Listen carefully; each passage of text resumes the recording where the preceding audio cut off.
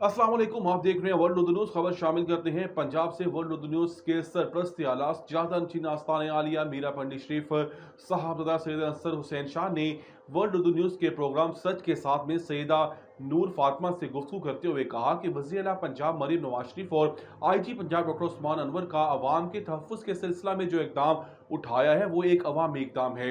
साहबजादा सैयद अंसर हुसैन शाह ने कहा कि लोग बगैर लाइसेंस हेलमेट और कागजात के सफ़र करते हैं, जो कि निहायत गैर जिम्मेदाराना और गैर कानूनी अमल है। हम सब के लिए लम्हा फिक्रिया है कि हेलमेट का ना पहनना, बगैर लाइसेंस हेलमेट और बगैर कागजात गाड़ी चलाना एक अमल जुर्म है, जो कि 12 साल से 52 और 18 साल से कम उम्र लड़के रोड्स के ऊपर वन व्हीलिंग करते हैं, जिससे कई जानों का नुकसान वालिदैन को उठाना पड़ता है।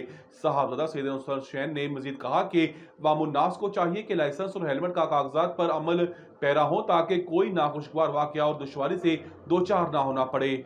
जबकि साहबजादा सैयद अंसर हुसैन शाह ने वज़ीर आला पंजाब मरीम नवाज शरीफ और IG पंजाब डॉक्टर उस्मान अनवर के इस इक़दाम को खराज अक़ीदत पेश किया।